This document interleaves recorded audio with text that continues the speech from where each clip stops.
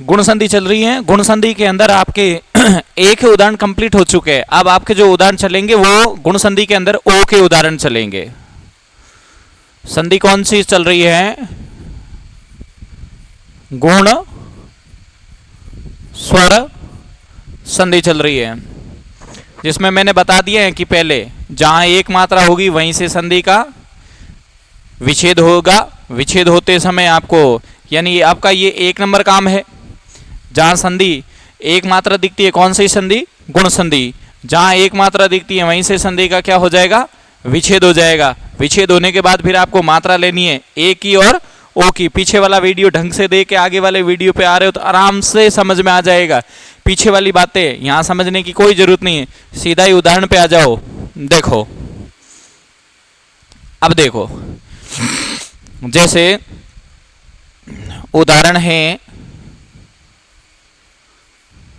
परोपकार।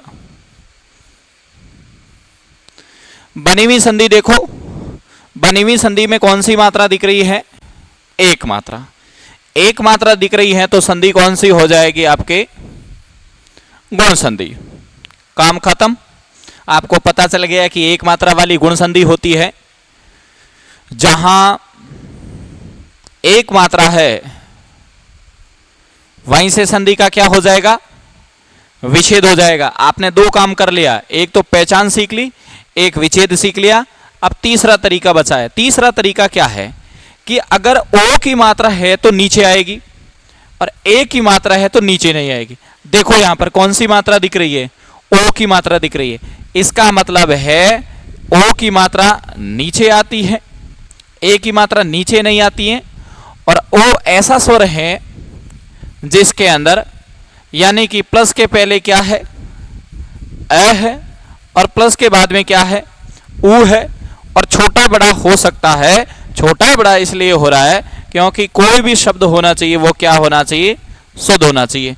मैं फिर कह देता हूं, गुण संधि के पीछे वाले उदाहरण देख के आ रहे हो और आगे वाले में आ रहे हो तो कोई दिक्कत नहीं है। सीधे यहां आ रहे हो, बिल्कुल 100% दिक्कत है, समझ में नहीं आएगा। पीछे वाला वीडियो नहीं देखा तो मैं फिर कह देता हूं, इसलिए ये ध्यान रखना। अब ये ओ का उदाहरण देखो, इसका मतलब है कि प्लस के पहले किस में जाएगा? आ में जाएगा। प्लस के बाद में किस में जाएगा? ऊ में जाएगा। छोटा बड़ा हो सकता है, यहां पर छोटा बड़ा हो सकता है। छोटा बड़ा इसलिए हो रहा है क्योंकि कोई भी शब्द होना चाहिए वो क्या होना चाहिए? शुद्ध होना चाहिए। तो पर होगा कि परा होगा? पर होगा। उपकार में ऊ की मात्रा छोटी आएगी कि बड़ी आएगी? छोटी आएगी। तो ये हो गया परधन। उपकार से क्या बन गया? परोपकार बन गया। अब आपको पता होना चाहिए, ये देखो प्लस के पहले ए, प्लस के बाद में ऊ, ए और ऊ से क्या बन गया? ओ बन गया है। यानी ये बातें अब आपको पता चल चुकी हैं। देखो, अब आपको पता होना चाहिए, इसको मिटा देता हूं, आप लिख लेना, ध्यान रखना है। अब देखो, एक होता है उपकार और एक होता है अपकार। उपकार का मतलब क्या है? भलाई करना। और अपकार का मतलब क्या है? बुराई करना। यानी आप भलाई करते हो तो उपकार करते हो, बुराई करते हो तो अपकार करते हो। अब आपको पता होना चाहिए, ये उप है और ये अप है। उप और अप दोनों है क्या? दोनों ही उपसर्ग है। लेकिन ये कार क्या है? एक बात ध्यान रखना, कार एक प्रत्यय है। हिंदी की एक सबसे बड़ी विडंबना यहां पर देखी जा रही, ये उपसर्ग है, ये प्रत्यय है। उपसर्ग और प्रत्यय से कभी कोई शब्द नहीं बनता है, लेकिन जैसा चल रहा है वैसे चला रहे, क्योंकि जब तक किसी शब्द में कोई मूल शब्द नहीं होता है तब तक वो शब्द कभी अर्थ ही नहीं देता है। तो यहां पर मूल शब्द कार को माना गया है, जबकि कार यहां पर ध्यान रखना प्रत्यय के रूप में है। लेकिन फिर भी जैसा चल रहा है वैसा ही हम चला रहे हैं। तो देखो, भलाई और बुराई दोनों ही क्या हो चुके हैं आपके? यहां पर अपकार और उपकार उपसर्ग हो चुके हैं। आपको एक बात और पता होना चाहिए, ये पर ध्यान रखना है, हिंदी का उपसर्ग है। इसलिए कह रहा हूं कि गलती हो जाएगी। क्यों? क्योंकि संस्कृत का जो उपसर्ग है वो क्या है? वो परा है। परा किसका उपसर्ग है? संस्कृत का है। और संस्कृत के उपसर्गों के प्रकार कितने? 22। आपको पता होना चाहिए, परा से शब्द ऐसे आते हैं एग्जाम में। पराभव, पराकाष्ठा, पराधीन, इस प्रकार से देके आपको पूछ लेगा। ऐसे पराकाष्ठा, पराभव, पराधीन, फिर कह देगा कौन सा उपसर्ग अन्य से भिन्न है, तो फिर ये भिन्न हो जाएगा, परधन अधीन हो जाएगा। ये 1 नंबर नियम से ही निकल रहे हैं। उपसर्ग आएंगे ढंग से समझाएंगे, यहाँ आउटलाइन के रूप में आप समझ लो। पता होना चाहिए ये संस्कृत का उपसर्ग है, ये हिंदी का उपसर्ग है। पर का मतलब होता है दूसरा, उपकार का मतलब होता है भलाई। जब आप दूसरों की भलाई करते हो तब आपको क्या कहा जाता है? परोपकार कहा जाता है। अब देखो, आपने भलाई की है तो किस रूप में की है?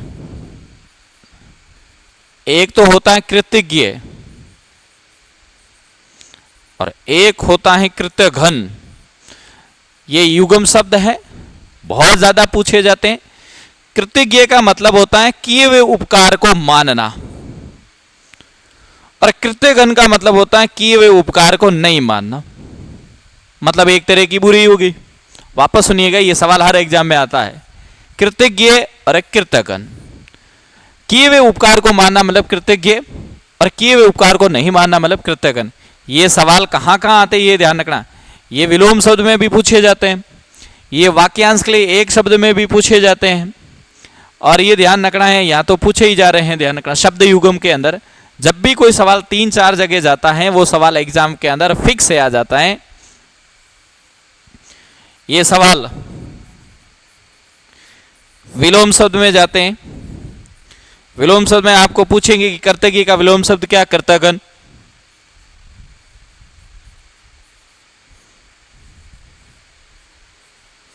शब्द युगों में पूछे जा रहे हैं कर्तज्ञ का मतलब क्या, कर्तघ्न का मतलब क्या।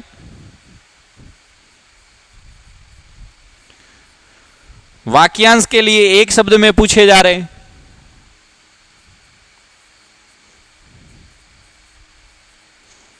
शब्द शुद्धि में पूछे जा रहे हैं। जब भी कोई शब्द उसकी वैल्यू इस तरीके से हो जाती है तो वो हर जगह पूछा जाता है। एक बुरी कहां हुई है? देखो आप, यहां हुई है या यहां हुई है या यहां हुई है या यहां हुई है। सबसे अच्छे सवाल है ये, ध्यान रखना। एक तो बेर मतलब शत्रु होता है, और ये बेर मतलब एक फल होता है, ध्यान रखना। अच्छा, शादी वाला कार्ड देखो, उस कार्ड में देखो, आज तुम कार्ड देखते ही नहीं यार, तुम जिमण का ध्यान रखते हो फिक्स से, कितनी तारीख को जिमण है? हालो, सुबह जिमो ही को नहीं कहें, सुबह नहीं जिमते हो क्या? दिन को खाएंगे, रात को और नहीं जिम तो क्योंकि दिन में ज्यादा खा लिया तो 2 टाइम फ्री। प्रति आएगा, प्रति आएगा, शादी वाला कार्ड देखो ढंग से। तुम गुलाब जामुन के ध्यान रखते हो भैया ना। गुलाब जामुन में सबसे ज्यादा लड़ाई है। क्यों? क्योंकि हम जहाँ जिमने जाते हैं ना, वहां उसको भी कह रखा है कि गुलाब जामुन कम पूरना, और तुम्हारा भी इधर से अटैक रहता है कि गुलाब जामुन सबसे ज्यादा खाना। दोनों विरोधाभास की स्थिति। इसलिए पहली बार जब भी गुलाब जामुन रखे जाते हैं तो उसे पहले ही दे भैया, ओ भाई साहब गुलाब जामुन। फिर दूसरी बार वो तंग होके जय। तो कार्ड में लिखा हुआ आता है कि वो प्रतिभोज है, प्रतिभोज है। शब्द शुद्धि में कई बार पूछा जाता है, हो सकता है कि तुम गलत कर दो। सोचो एक बार, बताओ प्रतिभोज होगा कि प्रतिभोज होगा? प्रतिभोज है, ध्यान रखना है। प्रीति का मतलब होता है प्रेम, जो प्रेम का भोजन खिलाया जाता है उसे प्रतिभोज कहते हैं। प्रतिभोज भाई भंडारो तो है कौन? दिल्ली है, प्रति मतलब दिल्ली, भंडारो नहीं है, हाँ? ध्यान रखो। इसलिए शब्द शुद्धि में गलत है, ये शब्द शुद्धि में सही है। ये युग्म शब्द में पूछा जा सकता है दोनों ही। इसका मतलब तो फल होता है, ये एक बेर एक फल है, और ये शत्रु है। तो आपको ये विशेष तौर से पता होना चाहिए, ये यहां पता होना चाहिए। अब देखो, एक है ये करती और एक है ये करती।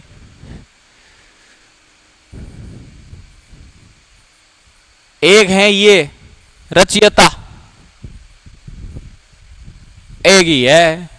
सोचो कौन से शब्द सही है? ध्यान रखना है, कृति का मतलब होता है रचना, और कृति का मतलब होता है रचनाकार। मैंने पहले वाले वीडियो में कहा कि छोटी वाली चीज बड़ी चीज में सम्मिलित होती है, तो यहां रचना भी है, रचनाकार भी है।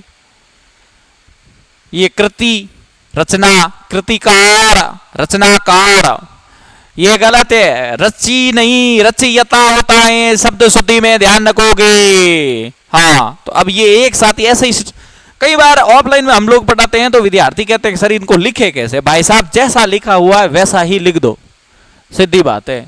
वैसे ध्यान रखना है। हाँ, ढंग से फास्ट फास्ट लिख लो रे, पेपर क्लियर होना चाहिए, बस कैसे भी हो। अब देखो अगला सवाल, देखिए उदाहरण। जैसे उदाहरण आ रहा है,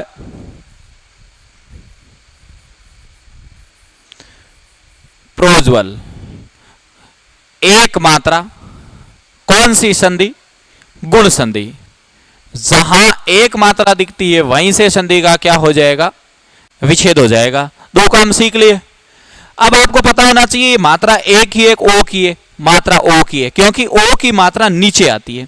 अब आपको पता है कि ये ओ ऐसा स्वर है कि प्लस के पहले ए में जाएगा, प्लस के बाद में ऊ में जाएगा। छोटा बड़ा हो सकता है, छोटा बड़ा इसलिए हो रहा है क्योंकि कोई भी शब्द शुद्ध होना चाहिए। तो अब आपको भी पता है ये प्रे होता है और ये होता है उज्ज्वल। प्रे धन उज्ज्वल से प्रोज्वल बन गया। आपको पता है प्रे क्या है? उपसर्ग है। और उज्ज्वल बहुत ज्यादा पूछा जा रहा है। उज्ज्वल भी पूछा जा रहा है, प्रोज्वल भी उज्ज्वल आपका हो सकता है कहां पूछ ले पेपर सेटर? संधि में पूछ ले। देखो उज्ज्वल की एक अलग संधि होती है, बता दे। बनी हुई संधि में दो ऐसे दिखते हैं ना, व्यंजन संधि होती है, सीधा ही काम खत्म। उज्ज्वल कहां पूछा जा रहा है? संधि में। और कहां पूछा जा सकता है ये? शब्द शुद्धि में। शब्द शुद्धि में वो कैसे दे देगा वो भी बता देता हूं। यहां ऐसे देगा। ये क्या है? गलत है। और इसको कहां दे सकता है? देखो इसको तोड़ देते हैं आपके। अब आपको पता है उत क्या निकल चुका है? उपसर्ग। और जब भी कोई उपसर्ग संधि में आ रहा है, या ऐसे समझ लो, अगर किसी उपसर्ग में अलंत लगा हुआ है तो फिर वो उपसर्ग कौन सा हो जाएगा? संस्कृत का हो जाएगा। कौन सा हो जाएगा? संस्कृत का हो जाएगा। यानी ये और कहां पूछा जा रहा है? उपसर्ग में। अब उपसर्ग की लड़ाई सुन लो। हो सकता है ऑप्शन में ये वाली लड़ाई सुन लो भाई, उद और उत की। देखो दोनों आ जाए, ये 100% सही है। ये आए ना फिर ये आ जाए तो फिर ये भी सही है भाई। मोमो तो है, मोमो नहीं, मोमे बीच मोमो मतलब मोमो है। दोनों आ जाए ये सही, ये नहीं आए ये सही। दोनों में से सही की ज्यादा बात की जाए उत है। क्यों? हिंदी में उद जैसा कोई उपसर्ग नहीं होता है, ये ध्यान रखना। एनसीईआरटी में भी लिखा हुआ है। तो संधि में आ रहा है, शब्द शुद्धि में आ रहा है, उपसर्ग में आ रहा है। फिर देखो उज्ज्वल। उज्ज्वल का तद्भव रूप क्या बनता है? उजला। यानी उजला कैसा शब्द है? तद्भव है। और उज्ज्वल कैसा शब्द है? तत्समय, क्योंकि संधि में है तो तत्समय है, ध्यान रखना है। और उज्ज्वल का विलोम शब्द क्या होता है? धूमिल। यानी धूमिल इसका क्या है? विलोम शब्द है। अब और सुनिएगा, प्रोज्वल। अब एग्जाम में पहले ज्यादातर एग्जाम के अंदर, जब भी 4-5 साल पहले जो हिंदी के एग्जाम बनते थे उसमें शब्द शुद्धि में हर जगह उज्ज्वल को पूछ लेते थे। लेकिन अब थोड़ा सा तरीका चेंज हुआ है कि पेपर में ऐसे ध्यान रखना, शब्द शुद्धि पूछ सकता है आपको। ये शब्द शुद्धि में भी पूछा जाता है। प्रोज्वल पूछा जाता है शब्द शुद्धि में, उज्ज्वल पूछा जाता है, ध्यान रखना है। प्रज्वल पूछा जाता है, ध्यान रखना है। और प्रज्वलित पूछा जाता है। अब ये गड़बड़ मत करना है, यहां डबल जे मत कर देना। यहां ये यहां डबल जे है, यहां है ही नहीं, तुम हो सकता है गलती कर दो। पहले उज्ज्वल को पूछा जा रहा था, आजकल प्रोज्वल और प्रज्वलित को ज्यादा पूछा जा रहा है।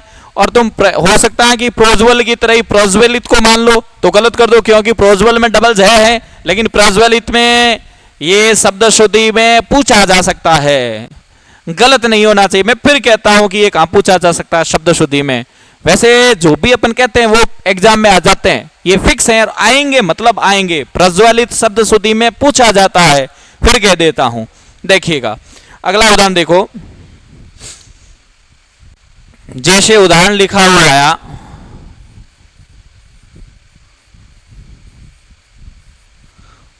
पुरुषोत्तम, क्या दिख रहा है? एक मात्रा, कौन सी संधि? गुण संधि, ठीक। जहां एक मात्रा वहीं से संधि का क्या होगा? विच्छेद। दूसरा तरीका कंफर्म, मात्रा किसकी है? ए की, ओ की मात्रा, क्योंकि ओ की मात्रा ये देखो नीचे आती है, ऐसे नीचे आती है तो प्लस के पहले ए में जाएगा, प्लस के बाद में ऊ में जाएगा। छोटा बड़ा हो सकता है, छोटा बड़ा इसलिए हो रहा है क्योंकि कोई भी शब्द होना चाहिए वो क्या होना चाहिए? शुद्ध होना चाहिए। ये हो गया पुरुष धन उत्तम। पुरुष एक होता है पुरुष, पुरुष का मतलब तो ये आदमी है, और पुरुष का मतलब होता है कठोर। ये हो गया आपके शब्द युगम। अब देखो पुरुषोत्तम, ये सवाल एक तो संधि में तो पूछा जा रहा ही है, दूसरी जगह ये कहां पूछा जा रहा है?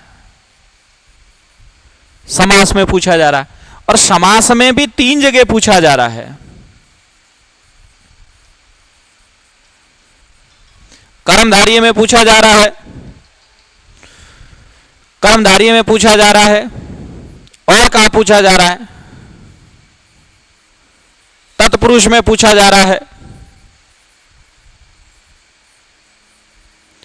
बहुरी में पूछा जा रहा है।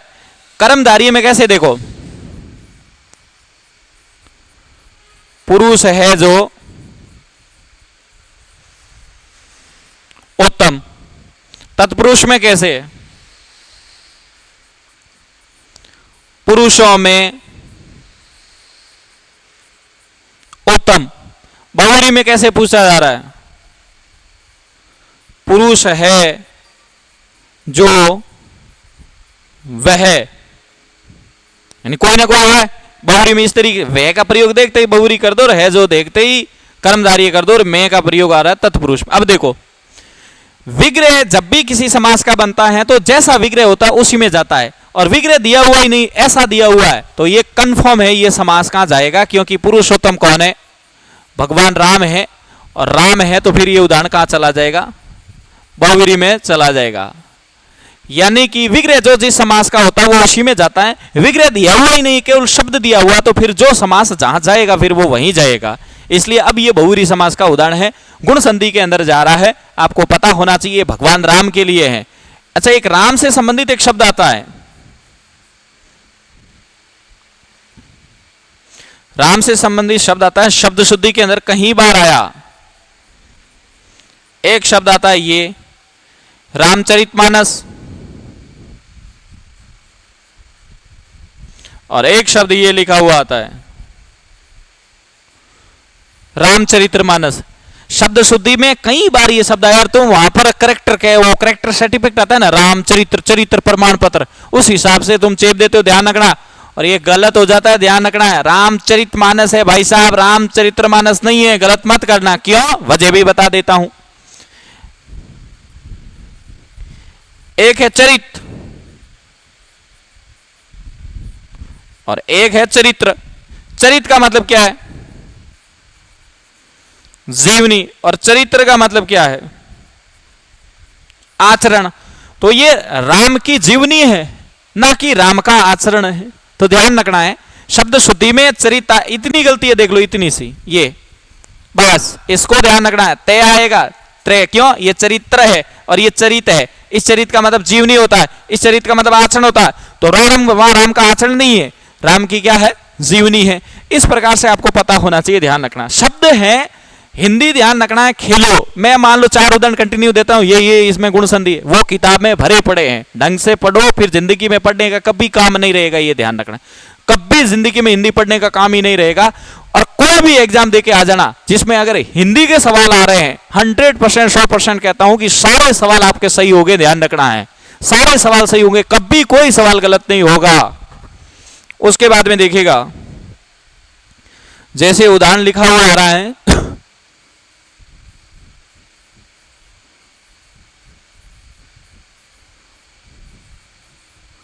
अतिशयोक्ति। देखो अब क्या दिख रहा है, एक मात्रा, कौन सी संधि? गुण संधि। जहां एक मात्रा दिखता है वहीं से संधि का क्या होगा? विच्छेद होगा। अब विच्छेद होते समय आपको यह ध्यान रखना है कि ये मात्रा ए की है, ओ की है, ओ की है। ओ की मात्रा प्लस के पहले ए, प्लस के बाद में ऊ, छोटा बड़ा हो सकता है कि छोटा बड़ा इसलिए होता है क्योंकि कोई भी शब्द होना चाहिए वो क्या होना चाहिए? शुद्ध होना चाहिए। तो ये हो गया अतिशेधन उक्ति। अब आपको पता है अतिशय का मतलब होता है किसी भी, उक्ति का मतलब तो कथन होता है, अति का मतलब होता है ज्यादा, से का मतलब जैसे बात, किसी भी बात को बढ़ा चढ़ा कर कहते हैं उसे क्या कहते हैं? अतिशयोक्ति कहते हैं। यहां अति है क्या? उपसर्ग है, ध्यान रखना है। और इस उक्ति का मतलब क्या है? कथन। किसी भी कथन को बढ़ा चढ़ा कर कहते हैं उसे अतिशयोक्ति कहते हैं। ये उदाहरण कहां कहां पूछा जा रहा है? संधि में पूछा जा रहा है, पहली बात। और दूसरी जगह सबसे ज्यादा अच्छा उदाहरण शब्द शुद्धि में। क्यों? क्योंकि शब्द शुद्धि में इस शब्द को खा जाएगा पेपर सेटर, ऐसे ऐसे खा जाएगा, ऐसे, और तुम्हें पता ही नहीं चलेगा। अतिशयोक्ति को खा जाता है, एक इसको खा जाता है, अभ्यारण्य को खा जाता है, ध्यान रखना है। ये भय आधा नहीं आएगा, भय पूरा आएगा भाई। ये सही है, ये गलत। ये भी देखो, ये से आधा नहीं आएगा, ये गलत। और ये देखो से पूरा, से पे ध्यान रख लेना बस, से पूरा आएगा, गलती में से आधा आएगा। और फिर ये कहां पूछा जा रहा है? यहां तो ज्यादा नहीं पूछा जाता, फिर भी लिख देता हूं। वाक्यांश के लिए एक शब्द, किसी भी बात को बढ़ा चढ़ा कर कहते हैं उसे क्या कहते हैं? उसे अतिशयोक्ति कहते हैं। वहां पर भी ये गलत नहीं होना चाहिए। तो इस प्रकार से आप उदाहरण करो, कोई भी उदाहरण गलत नहीं होगा, ये ध्यान रखना है। फिर देखो, हो गया मेरे हिसाब से, समझ में आ गया। देखो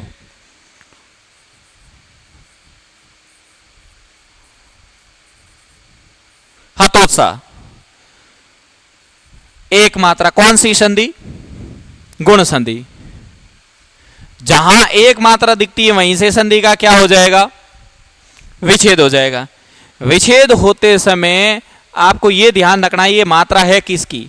ए की है, ओ की है, ओ की है। ओ की मात्रा नीचे आती है, ठीक। ओ ऐसा स्वर है कि प्लस के पहले ए में जाएगा और प्लस के बाद में ऊ में जाएगा। और छोटा बड़ा हो सकता है, क्योंकि छोटा बड़ा हो इसलिए होता है, कोई भी शब्द शुद्ध। मैंने 1000 बार बोल दिए, मेरे हिसाब से संधि अब आपको याद हो गई है। इसलिए क्या हो जाएगा? हत धन उत्साह। अब हत का मतलब क्या है? रहित, यानी जो व्यक्ति उत्साह से रहित होता है उसे हतोत्साह कहते हैं। शब्द शुद्धि के अंदर कहीं बार पूछा जा रहा है ये वाला उदाहरण, ये हतोत्साहित आएगा, आपको याद नहीं होता है हतोत्साहित, गलत है, ध्यान रखना है। उसी प्रकार तुम्हारे दिमाग में ये आएगा, ग्रसित आएगा, तुम्हारे दिमाग में यही आएगा, त्रसित आएगा, तुम्हारे दिमाग में यही आएगा, वापिस आएगा, तुम्हारे दिमाग में यही आएगा, एकत्रित आएगा, तुम्हारे दिमाग में यही आएगा, संयमित आएगा।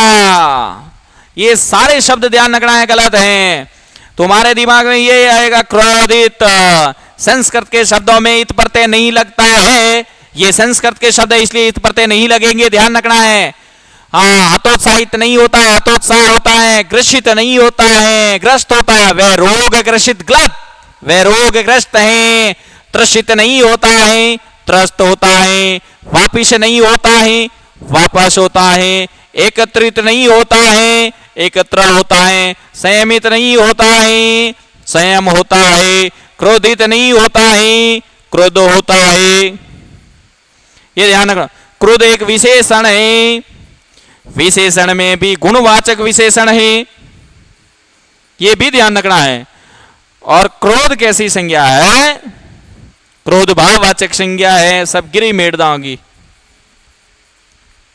ये ध्यान रखना। एलो जी, सारे सवाल आने चाहिए, ध्यान रखना। शब्द शुद्धि में कहीं बार पूछे जाते हैं, इत प्रत्यय नहीं आएगा, ये ध्यान रखना, यह गलती मत करना।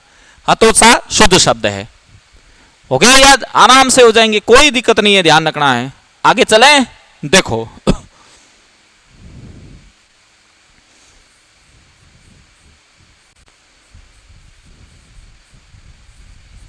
सांगो पांग, कितनी मात्रा दिख रही है?